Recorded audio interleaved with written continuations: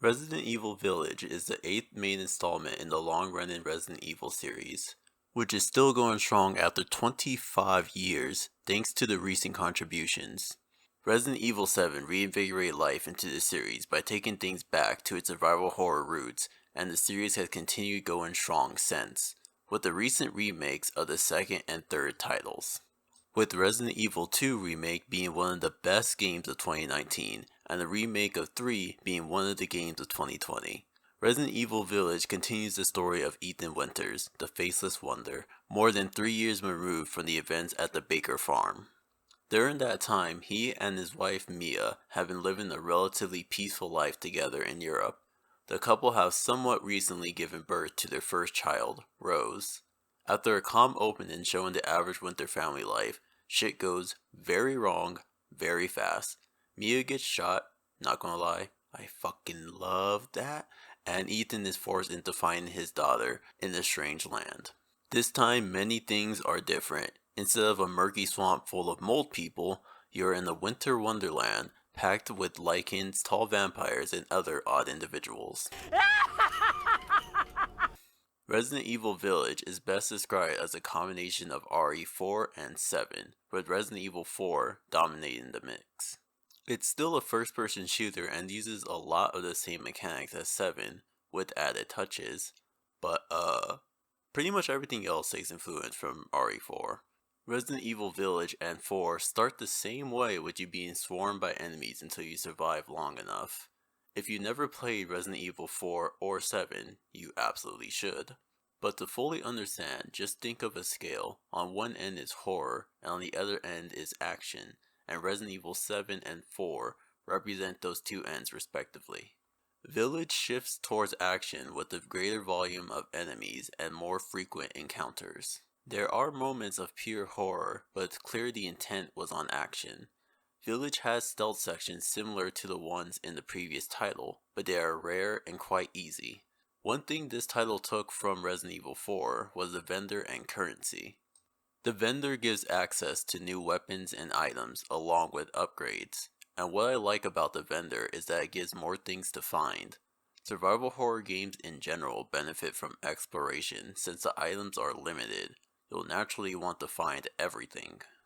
There isn't anything that feels useless. It can either be sold or used in crafting, with each item being useful in multiple crafting recipes. This extends into hunting animals, which provides permanent stat increases. The inventory has expanded with more room for multiple weapons and other items, with treasures and key items not taking up any space. This makes inventory management a lot easier than it was in previous titles. A key enjoyment from the last title I thought was going to make a return was the large and interconnected map, with the castle being in the center. But instead, you move through distinct levels that are blocked off from everything else. There is a connecting village area that you can explore, but each section feels linear in comparison to previous locations. I thought I wouldn't like this as much as I did. On my first playthrough, I ended up feeling confused and disappointed by this change, but that feeling quickly left. One reason is that the levels are really fucking good. Another is that the combat feels excellent. It's slow paced but still incredibly fun. Combat is definitely the biggest improvement from the last title, as the Lycans are far more interesting foes than the Molten. Outside of maybe Resident Evil 4, this might be the most fun combat of the entire series. If this is your first experience with the Resident Evil title, I think there is a lot to enjoy here. It is one of the best action horror titles I have played in a long time. It even has a handy recap of the events of the last title, which is nice. But I think a lot is gained if you have played Resident Evil 7 yourself. If you look at the full package, Resident Evil Village is a great game. Whatever area it lacks in, it makes up for in another.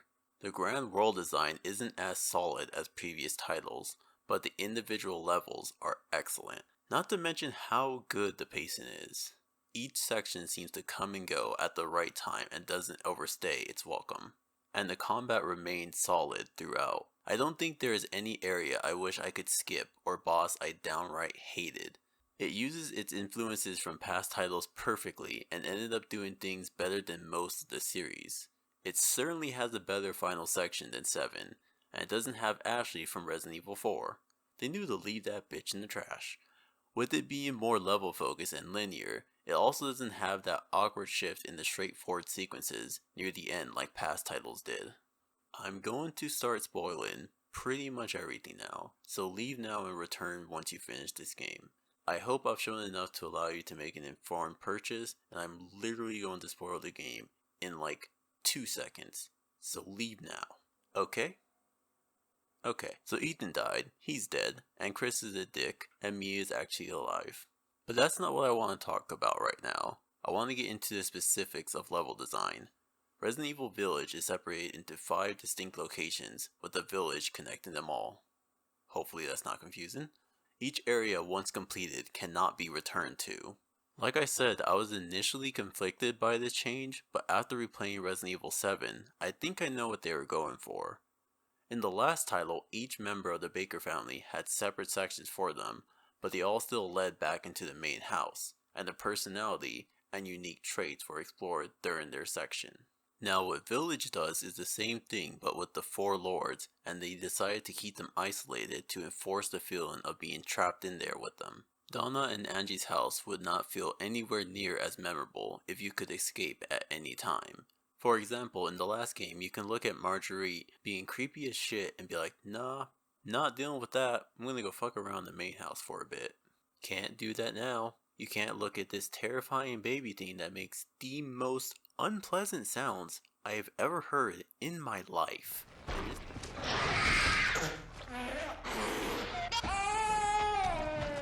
And just nope out. Each area represents a unique challenge to conquer, and you can't leave until you do so. This change also allows for more freedom in terms of level design. You expect a mansion to have other parts to it outside of the main house, like a greenhouse area or a guest house. In Resident Evil Village, they can be whatever, which is why there are different houses, castles, dams, strongholds, and factories available to explore in the game. If you look at the areas in isolation, they are good from a gameplay stance, but they are even better from a story perspective. They all show each lord's identity, characteristics, unique abilities, and a connection to the main baddie, Mother Miranda. Lady Dimitrescu? Thank you, lives a lavish lifestyle with large portraits, extravagant decor, but with a lot of brutality. She has a fucking dungeon and slaves. Donna and Angie, on the other hand, have a lot of dolls, which shows a more childlike view of the world, and shows that Donna's mental state isn't good. Her house is significantly smaller and average looking, but still feels creepy as you can sense the emotional baggage, and sense the 1,000 doll eyes staring at you. Also has an amazing realization moment after you complete her section and knows that the hanging dolls on the path to her house weren't dolls. Moreau is grotesque and slimy, but on water he's fast and dangerous while feeling free.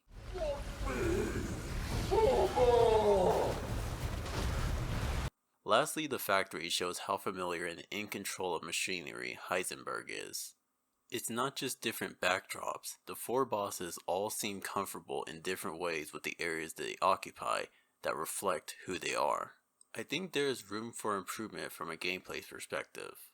For me, I never really got lost or stuck on where they go next. The most reliable way to make progress was to find where to use the latest item I got, which almost always led to progress. This leads to areas feeling linear because there's limited reason to explore or opportunity to do so. And every small deviation from the main path is just a single room or two with some items. In previous installments, most keys would be used to unlock a handful of doors. This made progress a little less obvious and aided in feeling lost in the world, which leads to satisfaction once you've learned the full area. There are reasons to go back to some previous zones as the new keys you found can now access doors that were previously closed. In Village, a key represents progress, whereas before it represented possibility. Locations feel a lot smaller on the inside than the outside. It's a reverse TARDIS. There are some areas like the Stronghold and Moreau's Dam that are meant to be linear and done in one go. But other areas feel like they are meant to be explorative, but still end up feeling linear because of the previous issues. I do not have a problem with linearity at all, and this game shows times when it is used well. The Stronghold is the best example for this, a combat-focused gauntlet that tests your ability to handle large swarms of lichens. Combat is one of the key elements of gameplay, and this area acts as the toughest test so far. Even on multiple playthroughs, I love this area because I can test how much better I've gotten. It feels like a callback to the start of the game, but this time you're meant to kill, not just survive. Moreau's area, on the other hand, loses a lot of its uniqueness after the first playthrough. The dam focuses on environmental hazards, with Ethan avoiding Moreau's dangerous fish form. The problem with this zone is that it relies on a specific gimmick, and once it's learned, it's easy to complete again. It's not entirely boring though, because this section has some timing involved, so it's not 100% mindless, just 90%. Let's get to the larger, less linear areas. I will start by examining something they all do that I really like. They all have a central location that contains the single saving station along with the vendor. Because you might need to save often or replenish items, this helps tie the area together while allowing you to learn how this central location is accessed through different paths. You see this best in the factory because it's also used as the elevator, so it's not just useful as a means to save your progress, it's also the fastest way to move between different levels of the factory. Another positive is how they use the connecting village. There's always something new you can access on your return to the village. New treasures, new boss encounters, and animals to hunt. This village reminds me the most of previous installments because it has me thinking when I'll be able to access a thing. Like these wells, this bridge, the area that leads to this fucking chicken. I will get you, bitch. This village is well designed and is the most explorable area that actually gives you multiple reasons to backtrack, and while it does lead you to the next area, you can absolutely go on your own path separate to that. So all of that is really smart and is worth pointing out, but I am still slightly disappointed in these levels. Even Castle, thank you, feels like it's going to be this large maze of an area, but in actuality it's just a decently sized location with no real reason to explore it. It feels as though the devs really don't want you to get lost. Every section of the castle is set up to allow you to get almost every resource on your first time going through. There is little reason to backtrack because of this, and the only times I did were for a few treasures. Village can be extremely handholdy with where it wants you to go next. When you get the thank you key, you go into an elevator that takes you directly to a place to use it. And if you go to the only other area you can use this key, it also leads to progress in a different way. All of those same points can be made for Donna and Angie's house, except it's even smaller and focuses more on puzzles. Which is a welcome addition, but on subsequent playthroughs you'll likely remember how to solve every puzzle, so it becomes stale. In this area you lose all of your weapons and items, with the only threat being a baby thing that is easy to avoid and obvious when it will arrive. I don't even know if it's possible to die from it. I haven't seen, I don't want to know, it's fucking gross. So this area feels essentially like a haunted house ride. Scary visuals, but no real danger. The boss fight does help save this area as it's one of the more unique encounters I've played in a long time, and I'll get to that one later. And guess what, people? Going 3 for 3, the factory has all the same fucking issues that I spoke about before. All of them. Items typically only have one use, the way forward is pretty clear, but this time there is a bit more backtracking, which helps to make this area feel worthwhile to learn.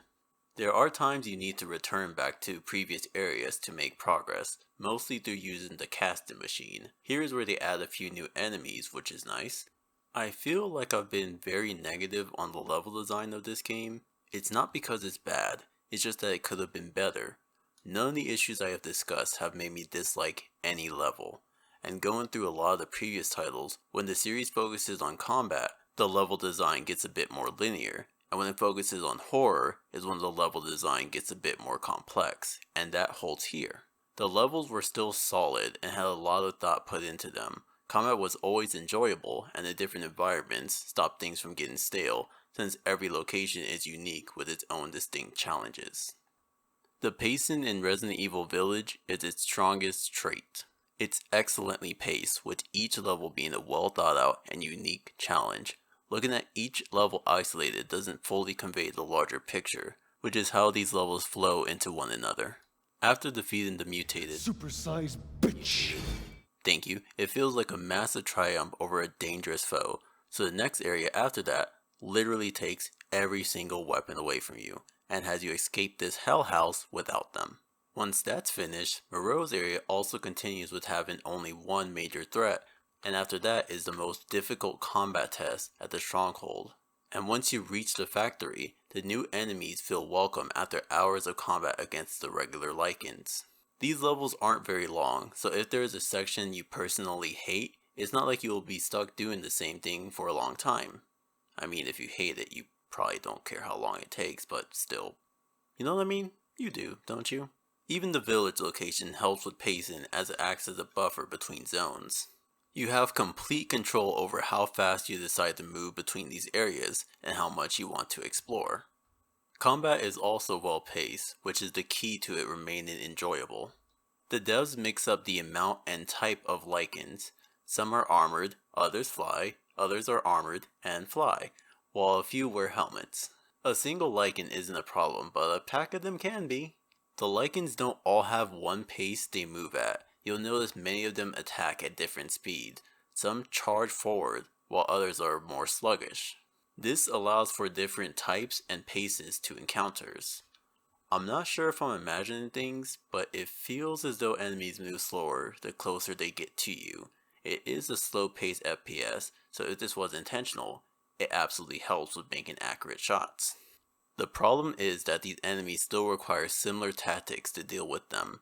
Aiming for the head is the obvious way to deal with any enemy, and this makes me wonder why they didn't add in more enemies like the Solats. In contrast to the standard Lycans, the Solats have a weak point on their chest or back that they will try to guard, requiring greater timing and accuracy to hit. You can destroy their helmets and they become less defensive at the cost of being more chaotic. I believe they are what this game should have more of, enemies that require precision to fight or different tactics. Since the Lycans all have weak points on their heads, they all feel similar in how you have to fight them. The difference then becomes how fast you need to react, which is why I specified the difference in pace and volume. Those are why the combat feels varied, because of the speed in which you need to make decisions. And that's where increased enemy variety would help, because there will be differences in how you approach each encounter. Look at Dead Space. The wide array of enemies isn't just for visual differences, they also require varying tactics. This allows for different encounter types, where it's not only the number of enemies, but the types as well. Doom does this, Halo does as well, so many other titles do this. Village does it a bit, but not enough. Another thing is defensively you have one main mechanic with blocking, and after a block you can shove an enemy to create space. My only issue with this is that it's too easy to wait for an attack and get separation. I think having to time the block perfectly should trigger the shove, or at least have it be that way on higher difficulties. It feels as though you can hold the block button and wait for an attack without penalty, which can trivialize some encounters, especially with the smaller groups of enemies. You are only punished for blocking late and are rewarded for blocking early. Expanded from combat is the boss battles. The bosses are essentially larger and slower than the normal enemies while hitting a lot harder as well.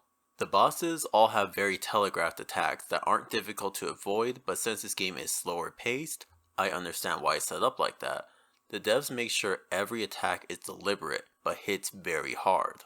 Not saying that these bosses are easy. A few of them actually killed me quite a few times, like Moreau and this ugly bitch.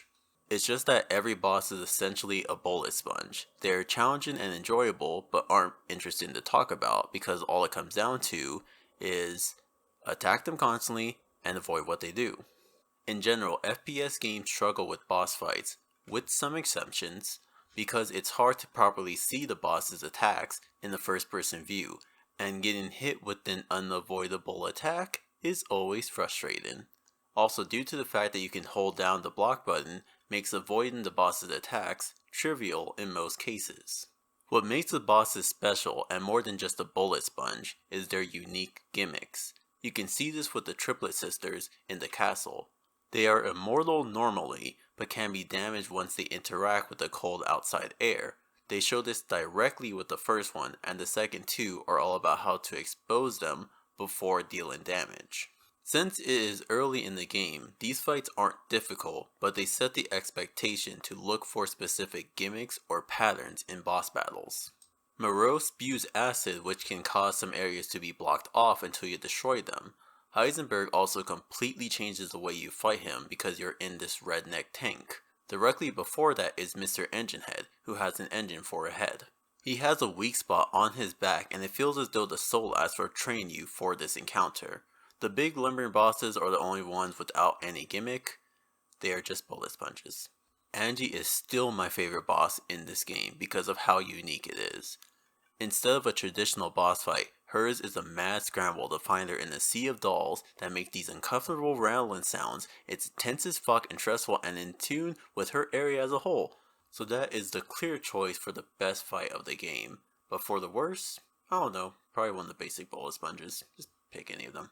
But I think they all have merits. The cinematic value of these fights is always excellent, with thank you, having a large portion of her castle being destroyed. Her flying around and having to time a shot is really good, even if her chasing you around normally is quite boring. Heisenberg is the most ridiculous fight in the game, with the scale being over the top with the most insane climax. I'll even praise the spongies, since they take so much damage, you might wonder if you can even kill them, and end up feeling triumphant. There are so many other things I love about this game. The unlockable collection shop and challenges are fun because it gives you more things to do on repeated playthroughs. The figurines and concept art are all amazing, especially the concept art that includes little developer notes on them. I took the time to read through each and every single one of those notes in the concept art because I just found it that interesting and that amazing. Also, the game is just downright gorgeous. The RE engine just keeps getting better and better. It looks amazing, it runs very well, with some hiccups on the previous gen, but like not that much. It's just a perfect technical showcase. Even the HUD I love. Resident Evil games have really minimum HUDs, but have all the relevant information show up on time. In addition to the main campaign, Mercenaries mode makes a return. This is a combat-centered mode where the goal is to kill enemies quickly to score points. Not much I can say about this mode besides it's a fun and welcome addition to the overall package. Oh fuck, I forgot to speak about the story.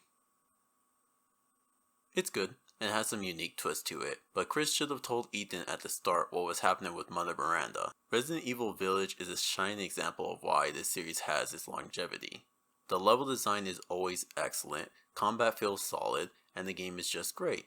With many titles, you see stagnation or excitement drop off as years go by, but with Resident Evil, I'm still excited for new games. I can't wait to see what they do next. Anything is possible, and I'm looking forward to it. I won't say that it has set a new standard for the series, or action games in general, but it is absolutely one of the best games I have played this year. I have heard some argue it is too short, which I do not agree with at all. I think it is a perfect length and highly replayable. It is one of those games I love because it's a solid length, single player title without all the BS that poisons many other games. If it's not obvious enough, I absolutely recommend Resident Evil Village. It's an amazing game that I consider one of the best, if not the best game this year. Thank you all so much for watching my video all the way through. I appreciate it so much. It would be great help to me if you would like and subscribe and share with all your friends and family and enemies. I don't know, maybe even your pets, maybe they like my voice. I'll see you next time,